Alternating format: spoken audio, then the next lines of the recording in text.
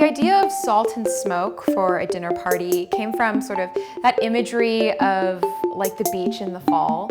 You know, it's no longer hot, it's not sticky, it's cold, there's crispness to the air. And I love the smell of chimneys getting lit. For me, that's how I can tell it's fall. The air feels a little bit wet and the chimneys are basically lighting up, so it's sort of smoky in the air. So I don't know, just sort of to me, salt and smoke sort of evoke that idea of fall.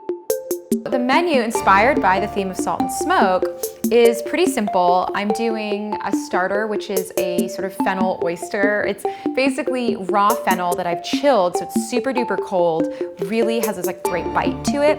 And I'm topping that with lemon scented olive oil, a little bit of smoked sea salt.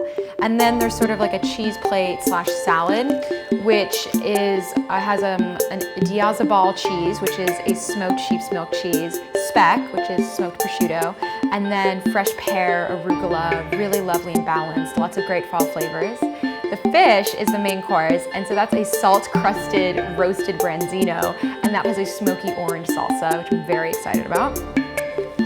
And then for dessert, we're doing a salted caramel budino. And I just did it family style, so it's really beautiful, all in like one giant thing.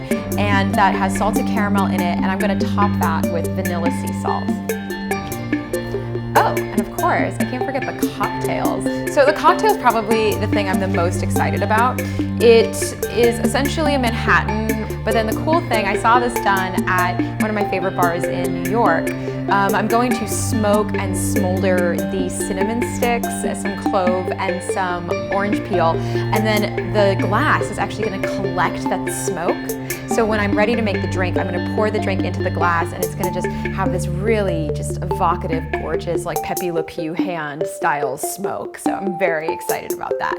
I'm nervous about making it for 6 girls. I hope that I can get it all happening at the same time, but I think it'll be really good.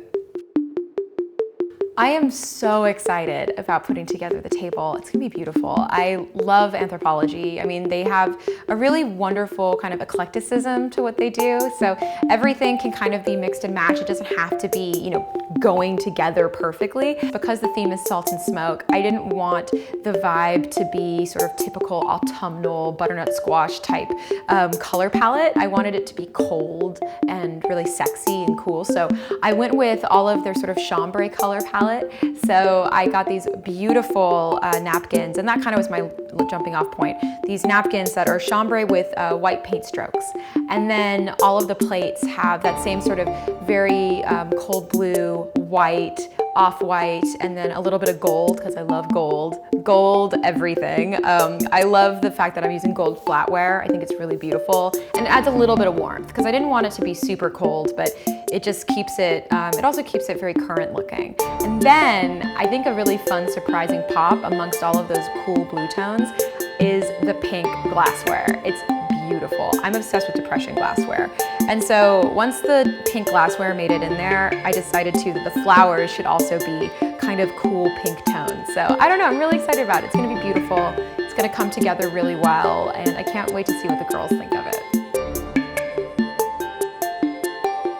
To me, a dinner party should be a relaxed space. It should be a space where, as the host, you actually get to be a participant. You actually get to hang out with your friends. So I love dishes like these where it's just easy. You can whip it up, it's not a big deal. You can hang out and drink a glass of wine. You can really take in the evening, because at the end of the day, that's why you host parties. That's why you have people over, is so you can connect.